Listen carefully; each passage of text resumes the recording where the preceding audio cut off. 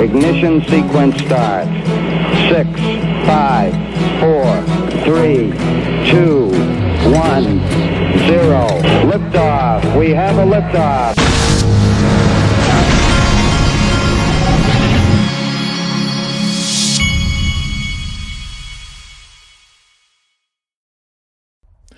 Hey everybody, this is the Digital Asset Investor, and today we are going to ask the question, not my question, but John Deaton's question: who's paying them off? It's one of my favorite retweets that I've seen today, and you got to see it, because talk about somebody being so on point. John Deaton knocked it out of the park with this one.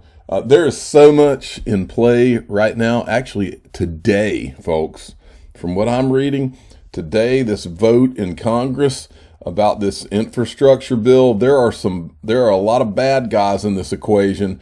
And as John Deaton said, who's paying them off?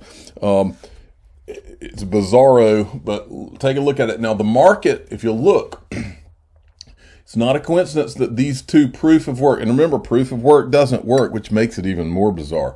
Bitcoin and Ethereum are both surging right now, okay? And they're surging, I believe, I was watching this a minute ago, and that's why these guys were saying that that Bitcoin had gotten above 40,000. These things are surging. I believe there's all kinds of politics. You call it what you want. Politics, corruption, payoff, as John Deaton said, you name it, it's going on here. There is no telling what kind of shady stuff is going on here, but there is a push, and here's where Stuart Alderati actually commented on it. This was a tweet from yesterday. Urgent: Senators Warren and Portman are proposing a last-minute amendment competing with this amendment, which was the good guy amendment, which would be disastrous for the U.S.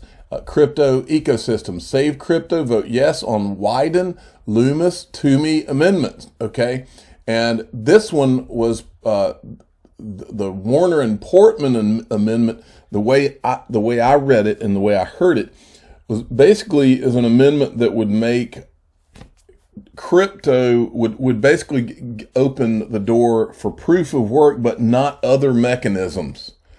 What a disaster! I mean, you may as well write an amendment to make sure that from now on the U.S. is behind in the financial system, if you want to do that.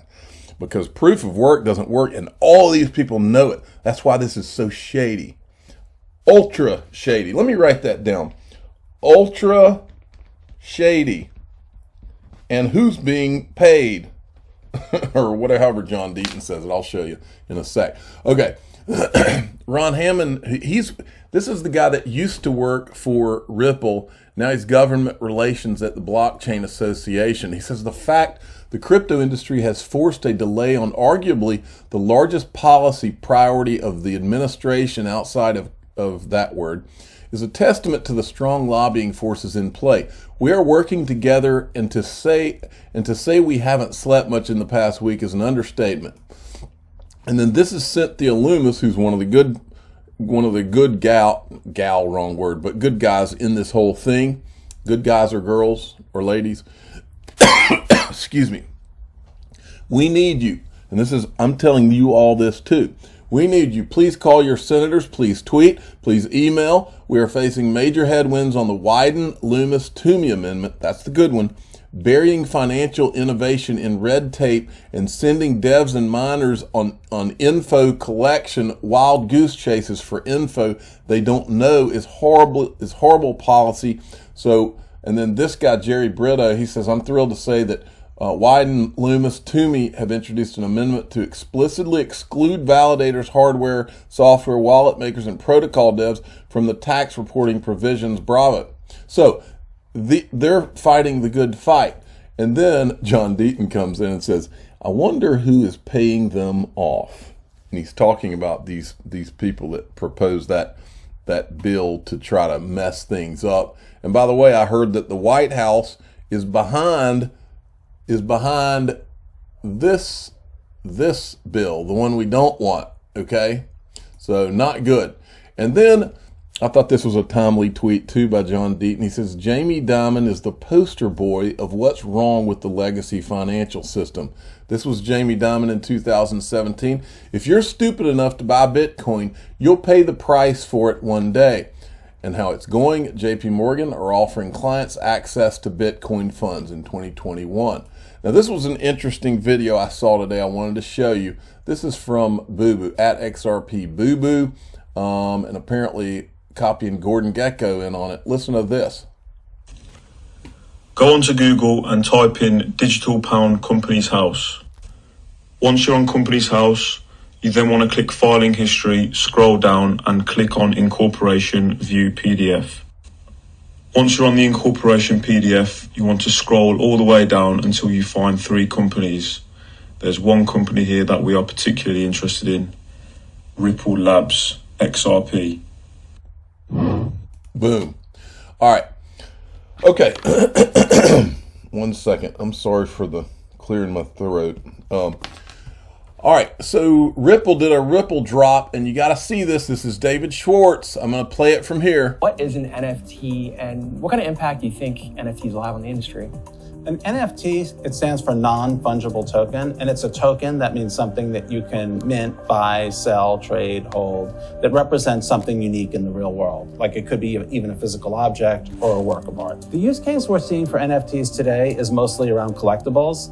And that's certainly a big and important use case, and I don't want to take away from it. But I think that there are a lot of potential future use cases. A lot of us have sort of bundles of digital rights, like movies or songs that we purchase, books that you may have for a Kindle. And they're typically tied to services that have monthly fees or that we may want to leave. And so there's an interesting future use case of allowing people to sort of be their own custodians of their digital rights. So you've mentioned prior that not every blockchain can support NFTs. What do you mean by that? When you want to trade with an NFT, you want to create an NFT, you have issues involving things like transaction costs, transaction speed, and also just whether the blockchain has the capability to provide special functions like giving a cut of future sales to the originator of the NFT. But I think the big one is just the reliability, particularly transaction fees. Like just to give an example, Ethereum has shown wide variability in its transaction fees, sometimes being very high, sometimes being very low. It's not a good customer experience if sometimes it's very difficult to trade an NFT and sometimes it's very easy to. David, how is the XRP ledger uniquely suited to enable NFT use? I think it has a number of features that make it very, very desirable for NFTs. For one thing, it has the low cost and high speed that many sort of special purpose ledgers have, ledgers that are built just for NFTs. But it also has XRP, which is a digital asset that has great liquidity, directly available on the ledger. So you don't have to go to some other ledger to make the payment. The combination of really good payments with all of the features necessary to support an NFT infrastructure, I think is unique. What kind of work is being done on the XRP ledger to make it an even better platform for NFTs? Yeah, there was a proposal that I authored that we've gotten feedback from the community on that makes more features for NFTs. And in particular, it makes it easier to produce large numbers of NFTs and makes them more scalable. I think we don't know what the level of NFT usage is going to be, but there are definitely like artists who've talked about like throwing NFTs out to the crowd at a concert. And if you want to scale to that level, it can't cost $100 to mint an NFT, or it can't take a minute. You need that level. Ethereum. Let's shift gears slightly. You've recently authored a blog proposal on federated sidechains as a new proposal for the XRP ledger. Could you kind of explain what a federated sidechain is, and really how is that going to benefit the XRP ledger? A federated sidechain is a blockchain that operates sort of alongside another blockchain. So it has its own accounts, it can have its own transactions, it has its own transaction fee structure, and so it can have different rules from the main ledger. And the idea would be that you could move assets from the main chain to the federated sidechain, transact those assets on the federated sidechain, and then at some point sort of mirror those results back to the main chain. What kind of impact and sort of improvement would that have for the XRP ledger as a whole? I think there are 3 big areas where it makes a difference. So one of them is just horizontal scalability. The XRP ledger can handle well over 1,000 transactions per second, but that's a finite limit. And if you're imagining future use cases, millions of NFTs or something, you can exceed that limit because each federated sidechain has its own transaction volume. Another one is just the use cases. Like there's little to no support for DeFi on the XRP ledger. You could have a side chain to the XRP ledger, which you could have the same assets and you would have access to DeFi functions. And the last one is if some of the limitations of the XRP ledger are affecting you. So the XRP ledger has an account reserve, which means it costs a certain amount of money that you have to have available to create an account. A sidechain could have a different reserve or no reserve. So it allows you to work around limitations that might affect particular use cases. One of the more popular proposals on the XRP ledger is hooks. That would enable smart contracts on the XRP ledger. How could federated sidechains interact with hooks? The federated sidechain feature will be tremendously useful for developers who are developing features like hooks that they want as candidates for inclusion in the main chain. Today, without federated sidechains, when you develop a new feature, it's very hard to make the case that it should be included in the main chain. You can't prove that it's reliable and secure. You can't have it handle real money. You can only run it under test circumstances. With federated sidechains, you can run a federated sidechain that has hooks, and it can handle real money and people can use it. And not only have you deployed it in the real world immediately, but now when you make the case that it should be included in the main chain, you can prove that it works. You can demonstrate that it doesn't cause servers to crash or cause other problems. You can demonstrate that it's secure in a real working environment much, much faster. In terms of application, how soon could we see federated sidechains on the XRP ledger? Ripple's been focusing on private federated sidechains for central banks a lot because we think that's one of the most obvious immediate use cases. I think you'll probably see those in a couple of months, whether or not central banks will actually use them, but the technology will be there. And then I think seeing real centralized federated sidechains to provide features like DeFi is probably more like 6 to 9 months away. Allison, what was the So there you go. Now, I also wanted you to see this one. This is with Brooks Entwistle. And he's in Singapore. He's the one that's has been building the Ripple office in Singapore. And I said the world moves forward while the SEC holds their own companies back. Sad. Here's Brooke. This guy's sharp. What kind of growth and momentum have you seen for our customers over the past year in the region? We had 10x growth on RippleNet from a transaction standpoint in 2020. Which is incredible. We've continued to build in the Middle East. We've continued to build in India, the Philippines, Thailand, Australia, you name it. And again, one of the things we think about is just how big the footprint is and how much more we've got to do. But the growth has been there. One of the things that someone told me early on was put yourself in the way of growth. No matter what you do in a career, put yourself in the way of growth, and everything else in some ways takes care of itself. And that's what we're doing here at Ripple in APAC. We're putting our teams and our technology in the way of exciting growth. Singapore's office is quickly growing at Ripple. What does that growth look like? We have a terrific office here in Singapore. First of all, this physical space is spectacular, and it's a great place to gather. And we were fortunate enough during most of COVID to be able to gather as a team. Not always, but that's been an important part of building out the office. And one of the goals I set for my first 100 days at Ripple was to fill 10 of those open slots and get people onboarded quickly. And we did just that. We've added across all functions in the last 100 days, from CPS to delivery to business development to sales. We've added a regulatory head, a compliance head, and we importantly have another 10 roles plus open. And really, as you think about it, what Singapore and this APAC headquarters will represent is really a microcosm of the Ripple headquarters as well, a representation of most of our and many of our functions projecting themselves and going after the opportunity here in the region. Awesome.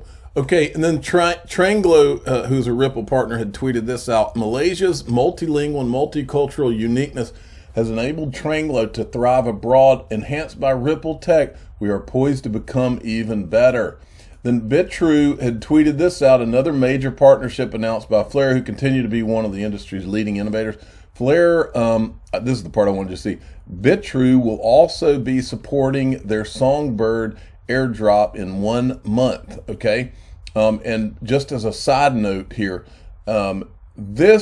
so BitTrue's supporting Songbird. If anybody out there has a list of the other exchanges that will be supporting Songbird, I'm looking for it. I want to know if Coinbase is, and if maybe Uphold, any of these that we use here in the US. Just trying to find out. Anyway, finally, wanted to show you this. This is from the link to interview with JP Tierrett that I showed yesterday. He says that they're going to be going back to crypto. They're going to be having staking by November. JP, what's the story on token staking? Is that something that's been launched in any market at this point? And how long before it rolls out to everybody that's an Uphold customer? It's our throbbing red priority number one, along with doing away with the tier 4s, which I think irritate people. Again, a lot of our competitors only have tier 4s. We felt it's worthwhile to launch them, even though we understand that people would prefer full integration and the ability to deposit and withdraw, not just buy, hold, and sell. So the big, top of the roadmap push for the rest of this year is full integrations with all the blockchains we cover, and then staking. And hopefully staking done in a manner that's, again, my mother might figure it out. Simple, straightforward, etc. So sounds good to me. Let me see what he said here. ETA for that, is that end of year looking like? Hopefully November. There you go, November. Now, a reminder, today is Friday, and on Friday, a lot of times we will see them add these issues to the platform. What's been happening, all of these are selling out. All these blockchain related things are selling out about as fast as they hit the platform. So you kind of have to keep going and checking back. Link to sold out. They've got some Kraken on here. I'm surprised this one hasn't sold out. Ripple went on this week and sold out. Uphold went on this week and sold out. But I wouldn't be a bit surprised if you see one or some of these pop up today. A lot of times, I don't know what it is about Fridays, but anyway, oh, by the way, this is my sponsor. I'm their customer too. I buy these things myself. I've bought Uphold private equity. That's one of my favorites. But anyway, I have links to this in the description of my videos. I'm the digital asset investor. I'm not an investment advisor. This is for entertainment purposes only. Please subscribe, hit the like button, and tell your friends and family to keep checking out Link to and Uphold. If you don't have an Uphold account yet, I would get one. I've got one because I want to use their staking when they get it.